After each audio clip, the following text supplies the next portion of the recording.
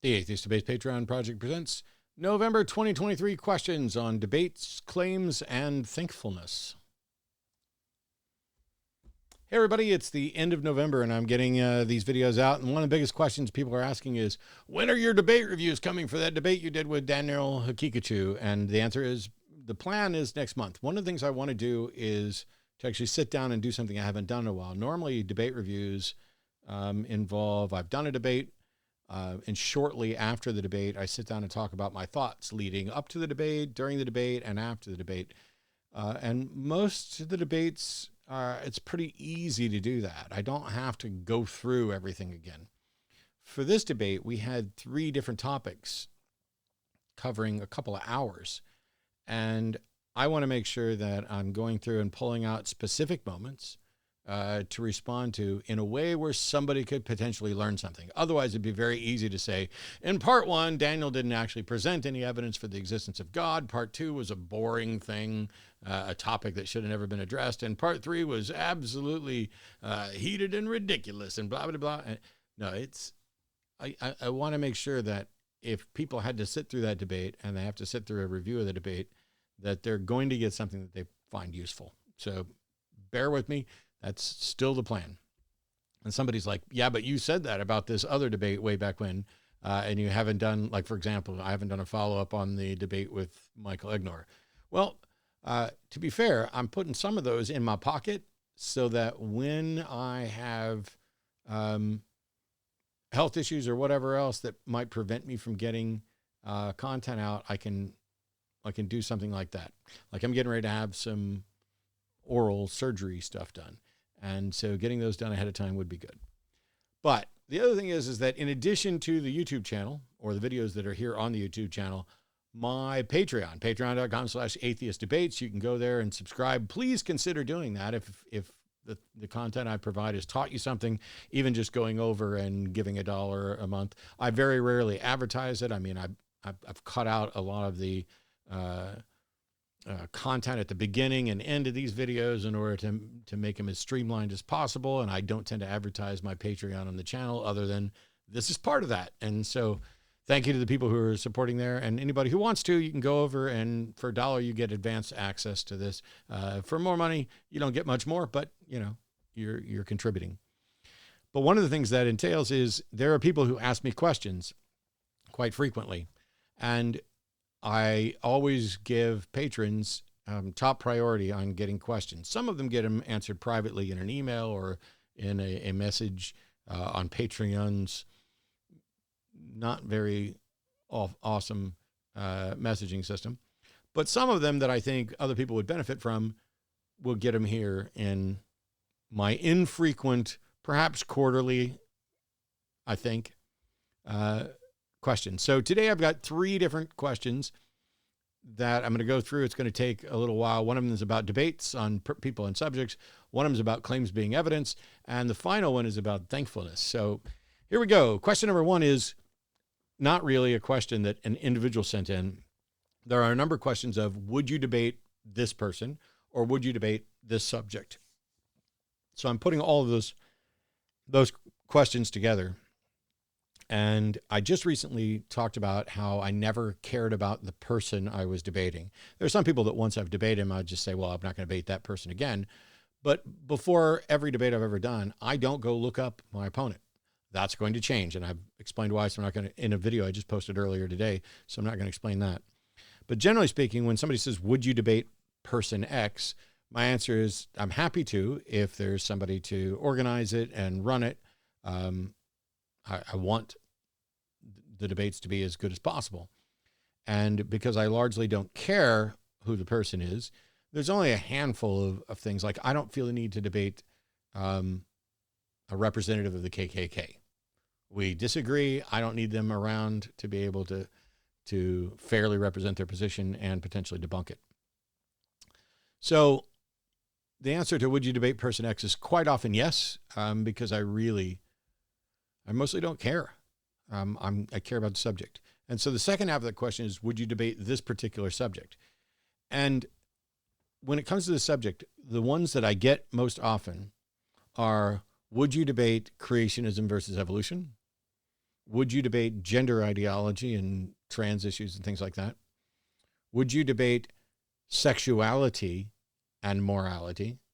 Would you debate abortion and then a handful of other political views? And so let me knock those out right off the bat. Yes, I think there's probably, I would debate creation versus evolution, but I'm not necessarily the right person to do it. So when they come to me and say, hey, would you like to debate creationism versus evolution? I point out that I think there are people who are better suited to this debate. But if they can't find anybody else or they absolutely want me, I would do it. Same is true for gender ideology. Sometimes it's about the optics. I've debated abortion, but I agonized over it, and I went to a great many of my friends who have been and can get pregnant to say, the optics here of, a cishet white guy sitting on stage talking about and defending abortion instead of someone who actually is in the affected group and could get pregnant. I worry about the optics of that. And they all agreed, yeah, the optics could be bad. But the people I talked to were like, we're happy to assist and coach and provide you information. And if this is what this group really wants for you to debate, yeah, we're okay with it. It's not ideal, but you're a good debater. And, as long as you acknowledge that there were other people who perhaps could have been picked first, it's not like your views on abortion become irrelevant just because you're a cis male. Or just because you're someone who can't get pregnant. Because abortion is an issue that affects all of us, because all of us interact with and share space with people who can become pregnant. And because of that, it impacts the broad aspects of society. So while it's really easy and correct to say that ultimately the decision should rest with the person who can be pregnant and potentially is pregnant, that doesn't mean that the opinions and views of other people are irrelevant.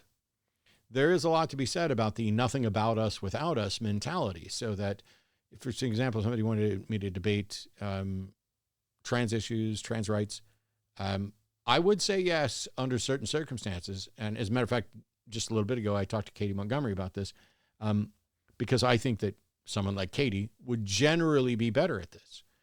But I also think there's value in having someone like me acting as much of an ally as I can. You get to decide whether or not somebody's an ally, but to have me advocating for LGBT issues, for having me advocate for abortion rights, for having me advocate for a number of different political positions where I might not be in the group in question, I think that's valuable. Because when you have marginalized groups, one thing that helps them stop being marginalized if people who aren't members of that marginalized group are actually active and vocal about this. So I fully acknowledge I am not the right person optically for some of these debates, and I'm not the right person from a standpoint of knowledge and education on some of these debates. I could do a debate on creationism tomorrow with very little prep. I would do more prep for that than I do for...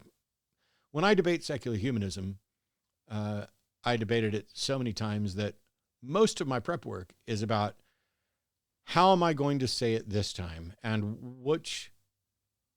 when I take the last few debates, what were the things that people objected to or that were most difficult or concepts that people didn't get? Let me find a way to retune it. So I'm constantly honing my ability to do those debates. That I haven't spent much time debating detailed creationism versus evolution stuff. And it's because I know too many people who are biologists and, active biologists who probably would be better at that. The problem is that just because someone is more knowledgeable on a subject and has more expertise and better credentials on a subject doesn't mean that they're the better debater. Because while it would be nice if debates were all about, let's present our fact-based evidence, here's some objectively verifiable evidence, and here's the case that's made by it, that's not the reality. Debates are theater in some respect. And what you're trying to do is reduce the theater so that it gets closer and closer to here's the facts. But getting people to accept facts isn't easy. And getting people to accept an argument that goes against their beliefs can be incredibly difficult. And it also requires someone with a number of different characteristics that I possess in some aspects and don't possess enough of in others. And everybody's debate presenter that they prefer is going to be a little bit different. Some people, including atheists, secular humanists, who might agree with me on virtually everything, really, really, really don't like me or the way I do stuff. And that's fine and understandable. There are others where it's like, Matt can do no wrong. Those people scare me a little bit because I can absolutely do wrong, have done wrong, and will continue to do wrong. It's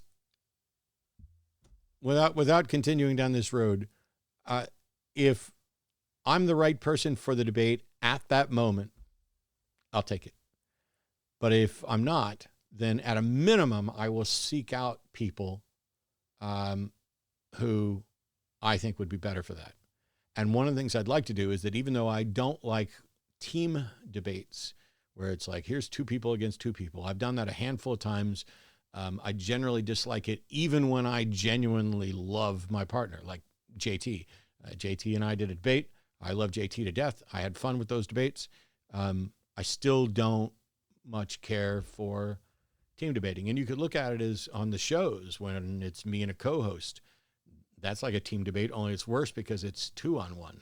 So I understand why some people don't want to call into the show because it's 2-on-1 and we're in control of the hold button, which is one of the reasons why we're constructing on the line other debate shows with different formats where you are going to get X number of minutes and then you're going to answer questions and we're going to just present a question. It's not going to be a back and forth. You get this question, you get to answer it. And for example, with NBOSS, they're just there to guide the discussion until we get to the final thing of questions. And then you get the last word. I don't see how anybody could complain about that. And it would be interesting to see how they could. So yeah, at the end of the day, if someone is dead set on getting me for a debate and I'm not comfortable with it, I'll either refuse or find myself a partner that I think would be better at it. But yeah. Next question is, you said claims aren't evidence, but does that mean that they can't be evidence at all or that they're just insufficient evidence? Cool. You can go back and find my video on claims not being evidence. Generally speaking, what I think is most fair is to say that they're insufficient to reach a conclusion about the claim. They aren't evidence of the claim, but they could be evidence for something else. For example, if you ask someone, do you believe in a God? Each person claiming to believe in a God is evidence for a position about how many people profess belief in a God. But it has no bearing on whether or not it's true that there is a God. And it has no bearing even on how many people actually believe in a God, other than we can just say by default, if somebody says they believe in God, we take their word for it. Despite the fact that we know that someone can profess belief in a God and not actually have that belief. So if you poll people and say, do you believe in a God? And they say yes, what you have data for most explicitly is how many people profess belief in a God. That, when we take people generally at their word, can be extrapolated to reasonable supporting evidence for how many people likely believe in a God. But none of that is evidence for whether or not there is a God, because people's beliefs are independent. Same thing with like people saying, well, Jesus turned water into wine. We don't know that. We have a report of it, a claim of it, and the fact that someone claimed it does not in any way serve as evidence to confirm, specifically evidence for the proposition, evidence that points to that conclusion being true. If we had 100 eyewitnesses, which we don't, we have 0, that Jesus turned water into wine, is that evidence for the claim Jesus turned water into wine? No. It's evidence that people were convinced that it happened, but people were also convinced and have been convinced that psychics speak with the dead, or that faith healers can cure folks, or that ghosts are real because they think they saw one.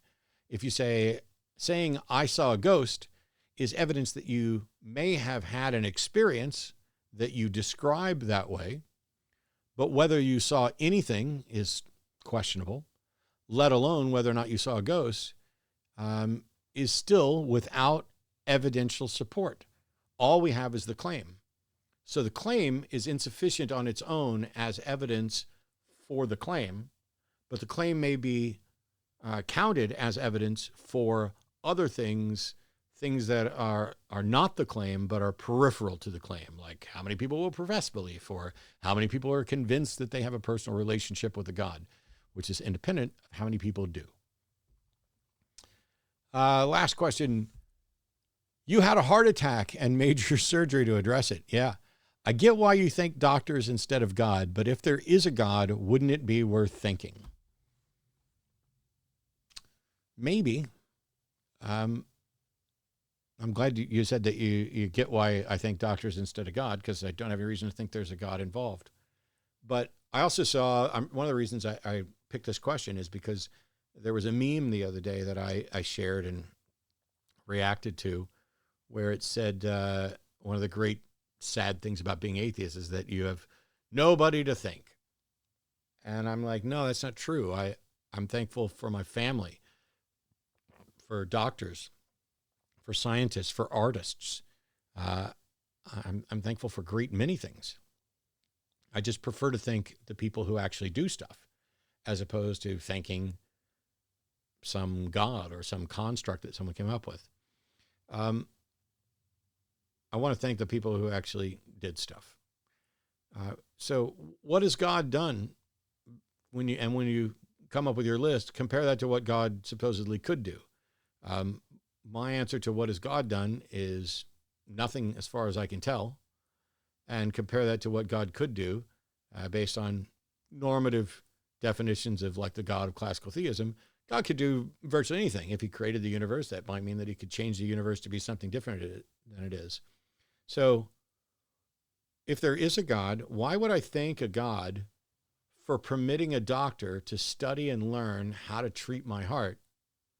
Because if God wanted me cured, he could just do it, right? As a matter of fact, he could make sure that I'm not prone to heart attacks in the first place. Within Christianity, for example, we could go to other religions as well, but within Christianity, it's common view that everything happens according to God's plan, or nothing happens that doesn't go according to God's plan, which means that God planned for me to have a bad heart and to have a heart attack or multiple heart attacks and to get it fixed. So God planned for me to waste time and money getting ill, getting it repaired, healing, instead of using that time and money for anything else. So what is it that I'm supposed to be thankful for? God creating a world where I exist, a claim for which there is insufficient evidence to justify anybody believing it. It's like saying, thanks God for not killing me yet. Thanks God for not torturing me yet. Thanks God for your ridiculous plan that makes a mockery of every single aspect of the one and only life we know we're going to get, while people feel comforted by the thought that you're watching and waiting to grant us an afterlife that is similarly pointless. Oh, you're either going to go to an afterlife where I'm going to punish you for eternity, which is bizarre. It's like the pain renewal type thing. Or you're going to get to go to an afterlife where you spend it worshiping. Okay. Neither of those sound particularly appealing. Neither of them sound like something that I should particularly be thankful for. If there was a God that created a world and put me in it, I'd certainly be thankful that I exist. Thank you for giving me a brain consciousness so that I can go and learn things. Except that I have no good reason to think that there's a God that actually did that. So, as I mentioned on a show the other day, not only am I thankful to the people who do things, the scientists who investigate cardiac conditions, the doctors who spend many years studying it so that I can be in the hospital have a triple bypass, be home 4 days later, be off of pain meds within a couple of days, rapidly recover, and do my treatment without ever missing a single video on my monthly video thing. And it's not like I recorded 4 videos ahead of time for the next thing. I had a week and some change between a doctor's visit and when I had heart surgery to get it done. So it must be really disappointing to the people who think that God's out to get me, that he keeps failing. It's like a comedy of errors. Your God can't so much as give me a hangnail. But I'm also fine with people, as I mentioned yesterday, being thankful in a broad sense, not to something, but in a metaphoric sense to something like providence. The facts of the world mean that some people are going to have one life and some people are going to have another life. And I don't think there's anything wrong with appreciating that you have a better life than you might have otherwise had. Yes, we're not going to get into determinism. You've got the life you've got, setting all that aside. But I'm fortunate. I'm fortunate in many ways. I'm fortunate that, for example, medical knowledge is so advanced that my time dealing with my heart issue was incredibly minimized. I'm fortunate to live in a modern world where there's technology that allows me to sit here, even when I was still bandaged up and recovering, and speak my mind to people and hopefully sharing something I've learned, so that it inspires other people to share what they've learned, so that they then reach out to me to tell me what they've learned so that we can share more of it. Because learning about the world that we're in is a thing to truly be thankful for. And you don't need to be thankful to a person for something. It's enough to be just grateful that I have opportunities that could have been the result of just random chance, or of people actually working for them, or of whatever I've received being put forward and used effectively. Or maybe, and this was a great kind of thought problem or thought experiment that my friends and I used to engage in. What if you are the world's best at something and you don't know what it is because you never tried it? What if, somebody's going to be the world's best at something. What if you're the world's best at something? What if you would have been the world's best darts player, but you never picked it up and practiced and to find out what your capability is? What if you would have been the world's best public speaker? What if you'd have been the world, I don't even know how you quantify anything like that. But what if there's something that you would have been the best, or something, among the best at, and you never find out because you never explored it? And what if you never explored it because you were thankful for your lot in life to a God concept that somebody else invented that you don't have any good reason to believe is real? I'm not saying that that's likely to be the case. Don't get me wrong, because I fully understand that the God concepts can inspire people to greatness as well. It can encourage people to go out and do the things where they can find out the thing that's best for them. It just depends on which God concept appeals to you and how you spin it to live your life. It's not that a God concept in and of itself is necessarily a bad thing. It's that if it isn't evidentially warranted, then accepting it can potentially impact other beliefs that you have and can impact them negatively. So I'm thankful to the people around me. I'm thankful to the people in my life. I'm thankful to the patrons who support me at patreon.com/atheist debates. I'm thankful to the people who support me on the Line Network and my friends and family who for the last almost 20 years have been incredibly supportive of my desire to share what I've learned, to learn alongside other people, to benefit from people giving information to me and trying to find a way to explain otherwise difficult concepts in ways that people can grasp them or maybe they haven't thought about.